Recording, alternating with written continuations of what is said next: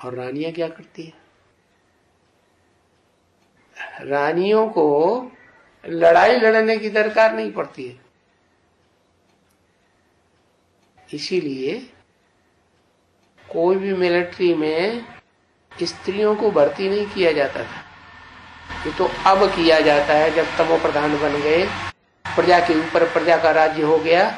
अब प्रजा को इतनी अकल ही नहीं है कि स्त्रियों का शरीर कोमल होता है, वो अगर सेना में जाएंगी तो करप्शन फैलेगा, और करप्शन फैलने से वो कमजोर पड़ जाएंगे। स्त्री वर्ग भी कमजोर पड़ेंगे, पुरुष वर्ग भी कमजोर पड़ेंगे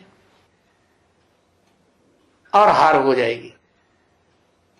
जैसे आजकल जितने भी ऑफिस चल रहे हैं, जहां जहां भी कारखाने चल रहे हैं, आदमी और औरतें, लड़कियां और लड़के, चाहे स्कूलों में चले जाओ, चाहे कॉलेज में चले जाओ, सब इकट्ठे होकर पढ़ रहे हैं। तो उससे पढ़ाई का स्तर नीचे गिर रहा है या ऊंचा उठ रहा है? नीचे गिर रहा है।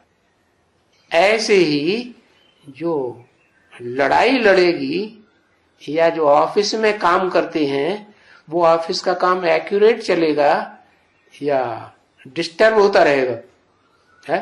डिस्टर्ब होता रहेगा।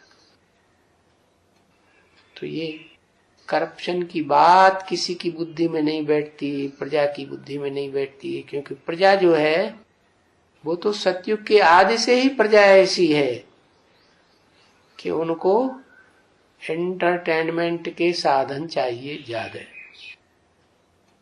जो राजाएं होते थे राजघराने के, उनके तो सुख ही आला होते थे। प्रजा के सुख अपने तरीके के। क्या सुख होता है? बस इंद्रियों का सुख लेना, इंद्रियों का सुख देना, वह यही उनका एंटरटेनमेंट है। जो बड़े बड़े लोग होते हैं वो तो फिर बड़े बड़े एंटरटेनमेंट के सुख भोगते हैं। हवाई जहाजों में घूमेंगे, देश विदेश की सैर करेंगे, है तो क्लब में जाकर के मस्ती मारेंगे, डांस करेंगे, ये करेंगे। बहुत ढेर सारे साधन हैं उनके। गरीबों की तो प्रजा तो गरीब होती है प्रजा। कोई कोई कोई साहूकार होते हैं प्रजा वर्ग में। वो प्रजा वर्ग के साहूकार कोई कोई ऐसे होते हैं, जैसे राजाओं के घर में ढेर सारे दास दासियां हैं, ढेर सारे साधन हैं, ऐसे ही उनके घर में भी साधन होते हैं। लेकिन फिर भी क्या, भले साधन है, फिर भी अंडर द कंट्रोल तो रहना पड़ता है। डर तो रहता है, पता नहीं राजा और राजा के जो शागिर्द हैं और जाके जो सहयोगी हैं, जो उनके अधिकारी हैं, कब हमारे ऊपर हमला कर दें, नाराज हो जाए।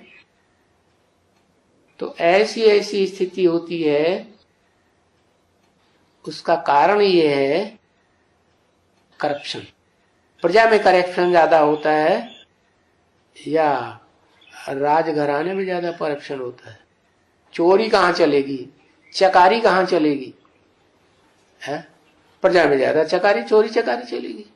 तो जो ऊंची स्टेप बैठ जाओ, हो गया, खुल गई नींद। तो जो फुर्सत की बात है, फुर्सत ज्यादा किसको रहती है? प्रजा वर्ग को या राजा वर्ग को? जो ऊंचे ऊंचे साहूकार हैं वो ज्यादा फुर्सत में रहते हैं। अभी यहां ज्ञान में चलते हैं तो कहते हैं हमको फुर्सत नहीं है। क्या, क्यों फुर्सत नहीं है? क्योंकि बुद्धि में ये बैठा नहीं है कि राजाई जैसी स्टेज कौन देता है, प्रजा कैसे बनती है। जन्म जन्मांतर यही देखते आए हैं कि राजाइयां चलती रहीं, राजाओं के बड़े बड़े मंत्री, बड़े बड़े राज्य अधिकारी, सेनापति, महामंत्री, मंत्री ऊंची स्टेज पे काम करते रहे, वो ज्यादा सुखी रहे। प्रजा वर्ग तो ढेर की ढेर जैसी होती है, फोर्थ क्लास, कि जिसकी संख्या बहुत ज्यादा हो जाती है। वो तो गरीबी में ही रहते हैं, उनको तो काम ज्यादा करना पड़ता है। प्रजा भरी ढोती है कि राजा भरी ढोता है, या जो अधिकारी वर्ग हैं वो भरी ढोते हैं? भरी ढोना जानते हैं? भरी ढोने का मतलब है मकान बनाओ, मिट्टी लाओ, ईंटें लाओ, सीमेंट लाओ, ये करो वो करो।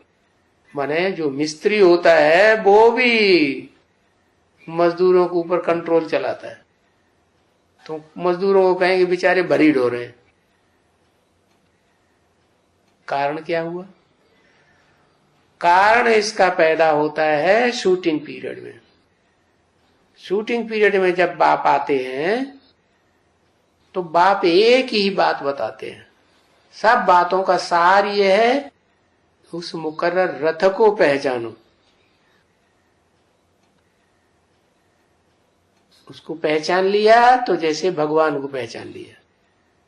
तो वो नहीं पहचान पाते, ध्यान नहीं देते उस वक्त, तो नजदीक भी जा पाएंगे? फिर नजदीक भी नहीं आ पाते और शूटिंग हो जाती है।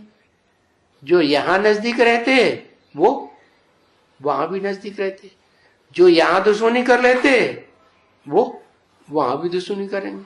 दुश्मनी तो करेंगे, लेकिन फिर जीत और हार क्या होगी? पावर के आधार पर जीत और हार होगी, या दुश्मनी करने मात्र से ही जीत हार हो जाएगी? है पावर के आधार पर।